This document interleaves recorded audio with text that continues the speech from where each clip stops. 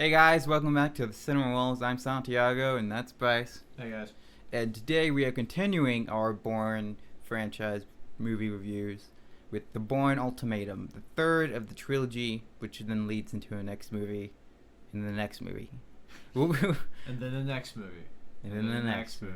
And then the next movie. We just keep watching Bourne films. And Yep. That's and then all this channel is. And then it somehow turns into Mission Impossible. Anyway, so after this one, after we're done reviewing Bourne Ultimatum, Thursday we are going to go see Star Trek Beyond, finish up our Star Trek reviews. Yeah, we are.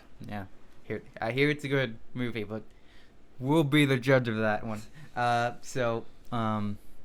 Then we'll do the Bourne Legacy, and then, which I know that's more of an obscure Bourne movie, but we're still going to review that one. And then Jason Bourne. And then I guess we'll review something else for one more week. And then we'll get back. Bryce will be gone. He's going to go back to college like a loser. Like all the smart people. Yep, like all the losers in overpriced education. Anyway, no, it's good. It's true. So let's just talk about the Bourne Ultimatum. What did you like about it? I liked the action. Of course, all the time. This one was a lot more action-packed than the other two. Yeah. I really liked the politics that they kind of go into with the NSA. Like, before that was even, like, a thing. Like, they kind of, like, almost, like, knew. Mm-hmm. Conspiracy? I think so. Yeah, the Bourne franchise is filled with conspiracies and espionage and stuff like that. What I liked about it is that this movie has three,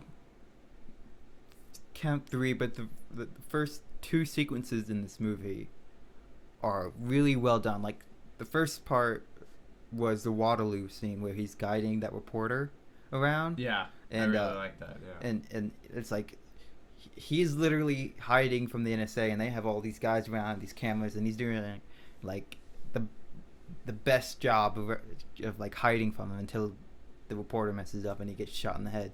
But what a loser.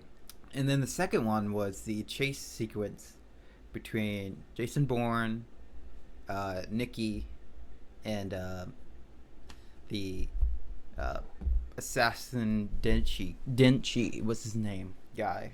And I really liked how during that chase the music builds until Jason Bourne crashes through the window, and then the music just stops, and then they just go out. Boom, boom, boom, boom, boom.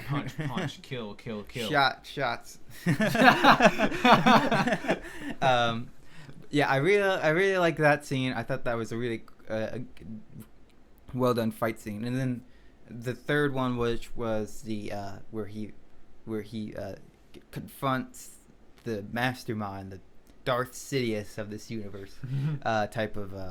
I really like that, and how he's, you get to see that he didn't actually get forced into this. He chose. Yeah. And you find out who Jason Bourne is exactly. So that is what I liked about this movie. What I didn't like about this movie, and you'll agree to this too, is that sometimes there are these like shaky cam moments. Yeah. And it gets a little.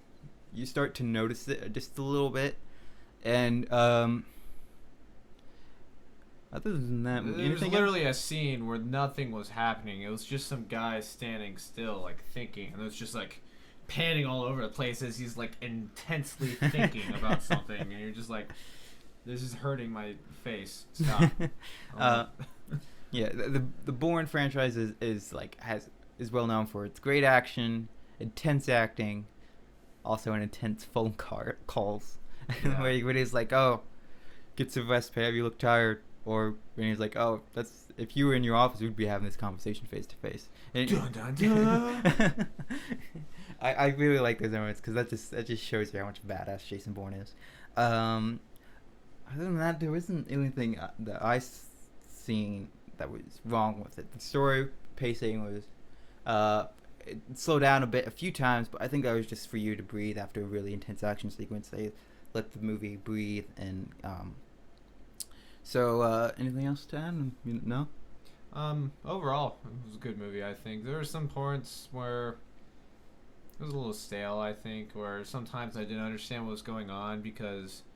Well, that's probably because I was just talking about Donald Trump with you. Yeah. And then we were just talking politics, and then I got back into watching the movie, and I was like, wait, where are we? So I guess if you're going to watch it, you have to pay attention to what's going on. Because yeah, these Bourne movies are really convoluted in a good way, but, they do have a lot of story going on the screen. A lot of moving parts. And catch all of them. Yeah, especially, we haven't seen it yet, but Bourne Legacy, if you don't pay attention in that movie, you start to wonder what really is going on, and to an extent that is, well, we'll get into that movie. That's next week. But overall, we really enjoyed this movie. So tell us what you thought of the Bourne Ultimatum and all the other Bourne films. All 10 of you, comment below and tell us what you thought about the Bourne films. We don't get 10 viewers. We're lucky if we get that. Okay, anyway. all 4 of you. So yeah, if you like this video, hit that like button, and if you're new here, hit the subscribe button. We'll see you next week.